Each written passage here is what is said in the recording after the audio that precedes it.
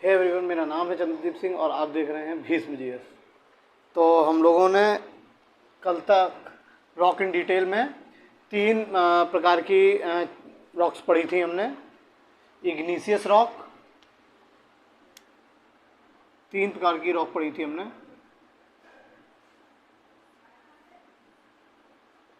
इग्नीशियस rock, sedimentary rock और metamorphic rock, जिसमें से हमने इग्नियस रॉक कल पूरी कर ली थी। अब सेडिमेंट्री रॉक पढ़ेंगे, मगर इससे पहले हम हॉटस्पॉट वॉल्केनोज देखेंगे।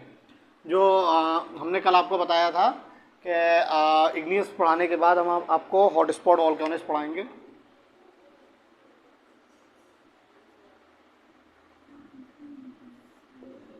हॉटस्पॉट वॉल्केनोज ये क्या होते हैं? हॉटस्पॉट वॉल्केनो का मतलब क्या होता है?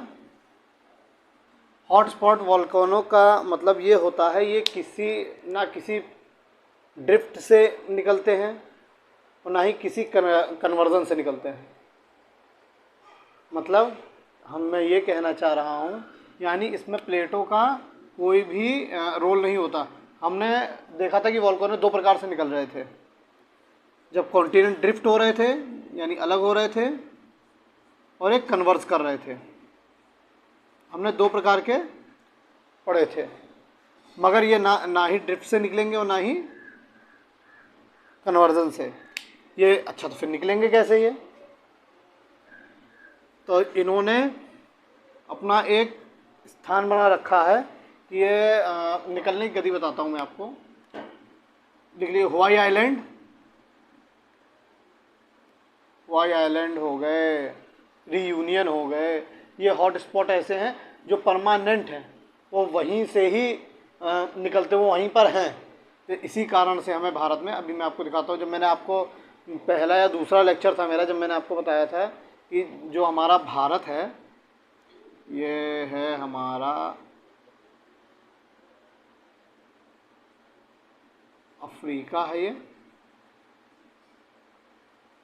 ये अफ्रीका है, और इसी अफ्रीका से मेडागास्कर है, और यहीं से हमारा छटक के जा रहा था, यहीं से हमारा मूव कर रहा था भारत, इंडिया मूव कर रहा था। बोलिए हाँ, मूव कर रहा था मेरा। तभी तो हम लोग यहाँ पर यूरेशियन प्लेट से टकराएंगे, इससे हम तभी टकराएंगे। इधर मूव कर रहा था ये, तो इसके नीचे यहाँ कहीं रीयूनियन हॉटस्पॉट पड़ता है, समझ रहे हैं आप? रीयूनियन हॉटस्पॉट, जब यहाँ से वो निकलता है, हमारा भारत यहाँ से यहाँ पर जब टकराता है, तो यहाँ से निकल रहा होता है कई साल पहले, तब उसको यही हॉटस्पॉट मिलता है, जिस कारण से हमारा जो भारत का दक्कन प्लेटू है, जो दक्कन वाला पार्ट है, जो हमारा दक्कन वाला पार्ट है, दक्कन का हिस्सा, वो आज काला है, ब्लैक है। यहीं पर आपको क्या नाम है, पुरानी रॉक्स मिल जाएंगी, बेसाल्ट रॉक मिल जाएंगी आपको, जो कि कल मैंने आपको बताया था। बेसाल्ट क्यों मिलेगी? ये बेसाल्ट बेसिक लावा ही क्यों मिलेगा? बेसिक से ही बेसाल्ट क्यों निकलेगी? यहाँ काली मिट्टी क्यों मिलेगी? ब्लैक सॉइल, क्ले बोल सकते हैं, क्ले मिट्टी, सॉइल बोल सकते हैं। ये सब किसके कारण से मिल रही थी? रीयूनियन हॉटस्पॉट से। इन्हीं के कारण मैंने कल आपको ये भी बताया था, 1000 वैली, 1000 वैली बताया था ना, अमेरिका में।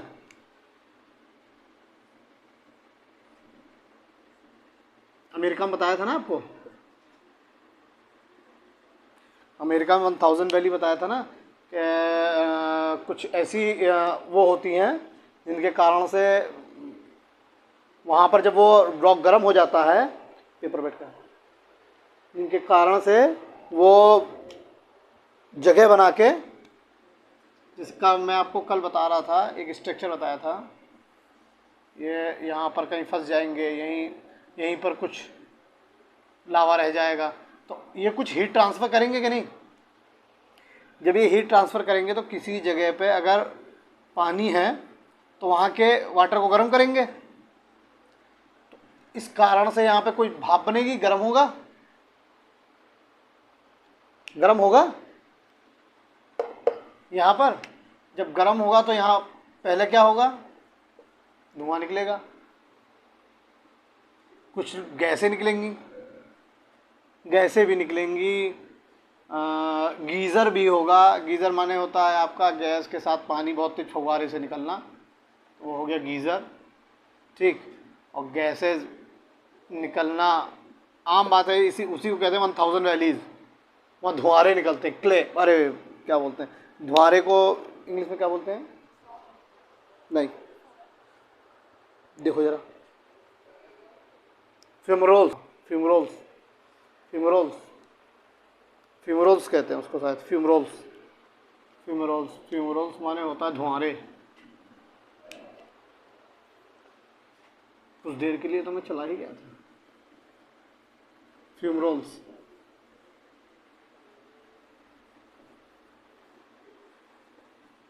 हाँ, तो आपको ये पता चल गया होगा, हमारा जो भारत निकला, इसको हम रीयूनियन को इसीलिए हम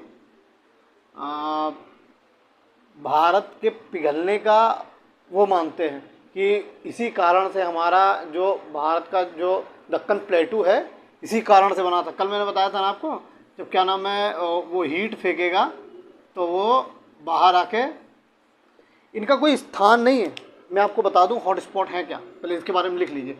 हॉट स्पॉट का मतलब है, जब मैंने आपको कोर बताया था ना, ये कोर है, इसी कोर में से देखो, ये है रिजिड वाला, ये ठोस है, रिजिड है, और ये क्या है, लिक्विड, लिक्विड। तो ये लिक्विड कहीं से निकल के मेंटल के रास्ते से आते आते ये लिथोस्फेयर में क्रस्ट वाली, ये क्रस्ट माने परपटी, जो भू परपटी होती है उसको, क्रस्ट, ये क्रस्ट है, उसको पिघला देगा, ठीक। अगर ये चीज़ ना होती, अगर ये भाई साहब, अगर ये कहीं ना कहीं से निकल के आ जाता है, ये ज़रूरी नहीं कि ये आता ही रहे और ये क्या नाम है आ जाए, वो कहीं कहीं का है कि कहीं गलती से कोई कोर से आकर इतनी हीट लेकर चला आया। मेंटल में कम हीट है, मेंटल में भी हीट है मगर इसकी अपेक्षा बहुत कम है। तो ये क्या करता है, वो उसके उस पूरे एरिया को गला देता है। क्यों? बेसिक होने के कारण। लावा क्या था? बेसिक लावा होने के कारण। बेसिक लावा होगा तो क्या होगा, सिलिका कम, तो क्या करता था, वहीं फैल जाता था। इसी कारण से जो हमारा दक्कन का प्लेटू बना है इसी बेसिक लावा के उससे बना है। ठीक, अब आप समझ गए होंगे कैसे आ रहा है वो। आप एक बार हॉटस्पॉट मोबाइल पर सर्च कर लीजिएगा, फिगर अच्छे से वो हो जाएगा। वैसे मैं आपको बता ही चुका हूँ, कोर से निकल के मेंटल के रास्ते लिथोस्फेयर में पहुँच जाएगा और वहाँ की परत गला देगा। अगर भाई साहब ये हर जगह होने लगे तो ये पूरा का पूरा लिथोस्फेयर पिघला देता। कहीं कहीं हो रहा है, इस कारण से हम इसको हॉट स्पॉट नाम दिया हमने। अगर हर जगह हो रहा होता तो ये हॉट स्पॉट थोड़ी होता, हम ही नहीं होते तो हॉट स्पॉट कहाँ से होता। ठीक है, देख लीजिए। अब चलिए दूसरी रॉक डालते हैं हम लोग, सेडिमेंट्री रॉक। चलो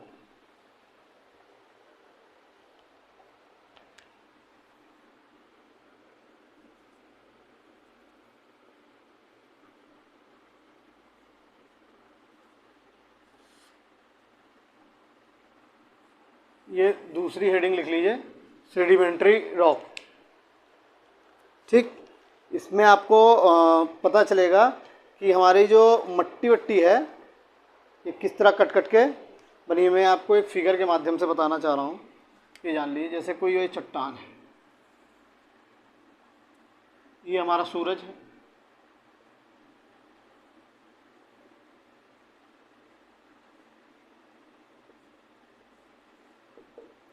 ठीक है, ये हमारे क्रस्ट है, ठीक है, मतलब भूपट्टी मानिए, इसे प्लेटू भी बोल लीजिए,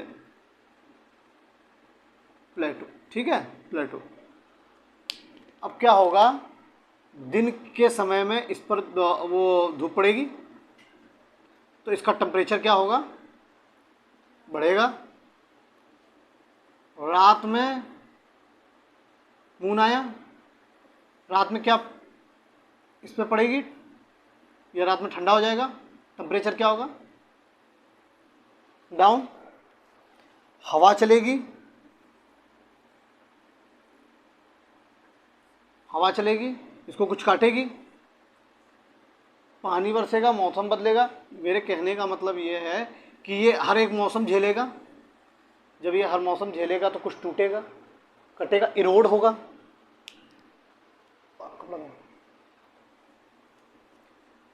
जैसे कोई एक, समझिए, ये इस प्रकार का प्लेटो समझ लीजिए आप, ये है। बाद में वो कट कट के हवा और उससे इस तरीके का रह गया है।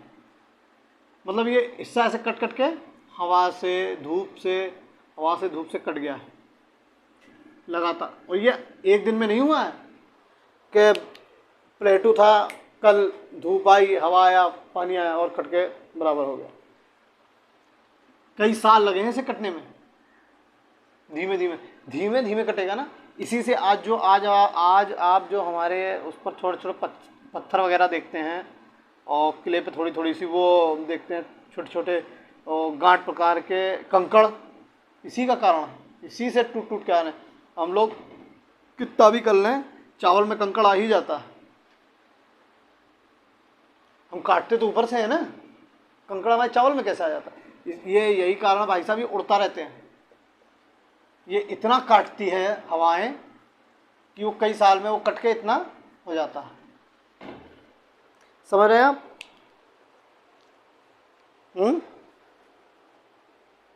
तो हम इसको क्या लिख सकते हैं? इसको हम लिख सकते हैं ना, इरोजन प्लस वेदरिंग, मतलब समय का वो इरोजन प्लस वेदरिंग। इरोजन माने टूटना, वेदर माने जो मौसम हो, मौसम के अनुकूल। क्या होगा, कभी कभी हमें ऐसे भी टूटे हुए मिलेंगे ना। आप कभी गए होंगे पहाड़ वहाड़ पे, तो ऐसे करके समझ लीजिए, प्लेटू कोई समझ लीजिए, पहाड़ कोई समझ लीजिए, कुछ भी समझ लीजिए, तो वो कुछ कुछ टूट टूट के ऐसे करके एक प्लेट नुमा ऐसे हल्का हल्का टूट टूट के पड़े रहते हैं। आप याद कीजिए, हमने आपको बताया था जब हमने ड्रिफ्ट थ्योरी पढ़ाई थी, कॉन्टिनेंटल ड्रिफ्ट थ्योरी, तो हमने आपको बताया था कि इसमें क्या नाम है, सेडिमेंट्स मिले थे यहाँ के, इरोड होके। अरे पहले कोई हिमयुग आया होगा, धीमे धीमे इरोड हुआ, वो गर्म, पहले ठंडी हुई पृथ्वी, फिर गर्म हुई, फिर ठंडी हुई, फिर गर्म, ऐसे करते करते यहाँ की बर्फ़ पिघल के यहाँ आई, कुछ सेडिमेंट साथ लेके आई। ऐसे ही जब ये क्या नाम है गलेगा तो सेडिमेंट साथ में लाएगा, धूप से, पानी से, सबसे कुछ सेडिमेंट्स लेके आएगा, तोड़ देगा इस चट्टान को। वेदरिंग से, वेदरिंग लग गई ना इसमें, और जब चलेंगी पवनें, कुछ जीवों के अवशेष, फॉसिल्स भी लेकर आएंगी, फॉसिल्स लेकर आएंगी कि नहीं? जब भाई चलेगी, पवन चली, अब धीमे धीमे लुढ़कते लुढ़कते कुछ हड्डियाँ, फॉसिल्स वगैरह अब इसमें ऐड होते चले गए। कभी कभी क्या होता है कि कोई ये पत्थर है, मैंने आपको बताया था कि पत्थरों में अलग अलग प्रकार के मेटल्स रहते हैं, कुछ फॉसिल्स रहते हैं, सबसे मिल के बना होता है। कैल्शियम वगैरह तभी तो मिलता है इसमें, किसी में कैल्शियम मिल रहा है, किसी में मैग्नीशियम मिल रहा है, सिलिका मिल रहा है, आयरन मिल रहा है, ठीक है ना। रॉक्स कुछ, इसीलिए तो मिनरल का है, rocks and minerals, minerals, minerals,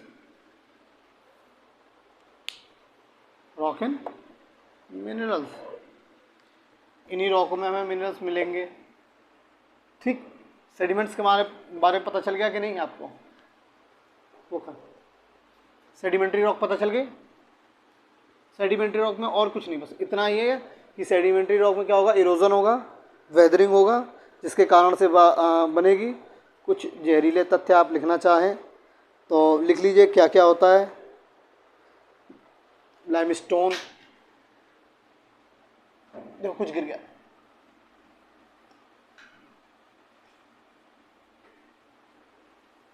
लिख लीजिए, जहरीले तथ्य लिखना चाहिए तो आपको।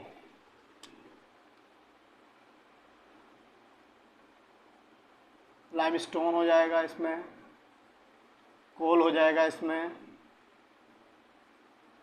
क्ले हो जाएगा,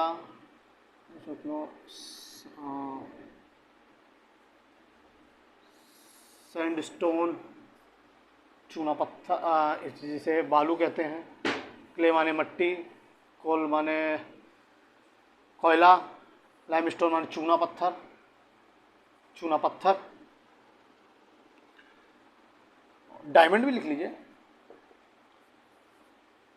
हाँ भाई साहब, डायमंड भी एक रॉक है।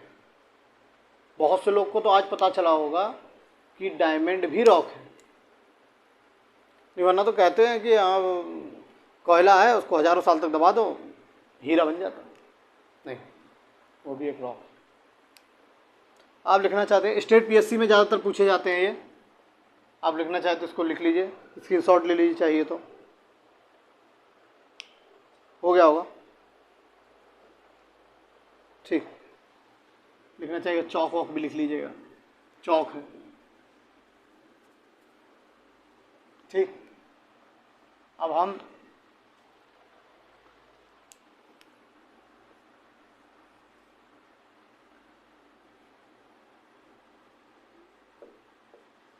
हाँ, मेटामॉर्फिक रॉक, कायांतरित चट्टानें।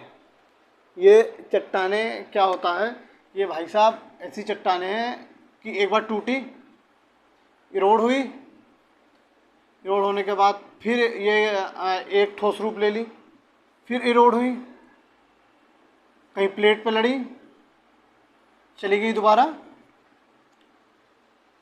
लिथोस्फीयर के माध्यम से नीचे मेंटल में, फिर वहाँ पिघल गई। इन्हीं का नाम कायांतिक, कायांतिक मतलब रूप चेंज करते रहना लगातार, मतलब एक इसका कितना रूप चेंज हो रहा है, उसी को हम कायांतिक चट्टान कहते हैं। इसका मैं कुछ लिखूंगा, पहले इसकी एक टेबल बना दूं मैं, टेबल।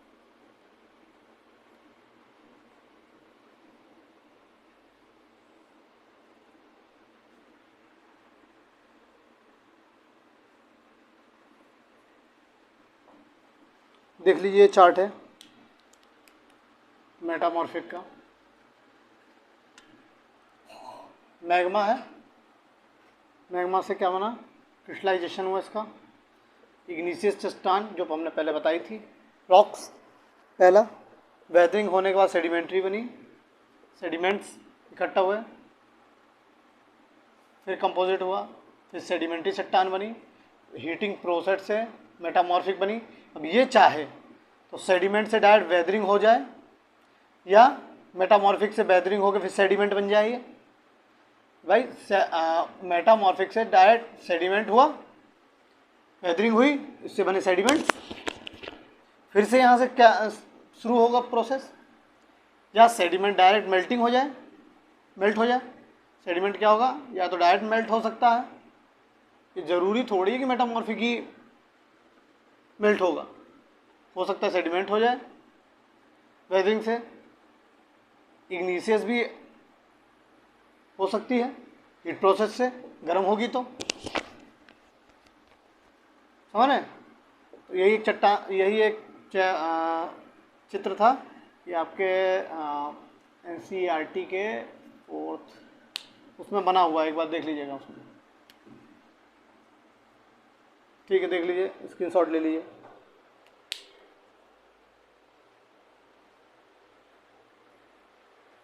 बस हो गया होगा। कल हम फोल्डिंग माउंटेन्स पढ़ेंगे, और आपको अगर कुछ हेल्प मिली हो इससे तो आप मेरे चैनल को लाइक, सब्सक्राइब और कमेंट कर सकते हैं। Thank you for watching. कल हम फोल्डिंग माउंटेन्स पढ़ेंगे, कल जरूर आइएगा। Thank you.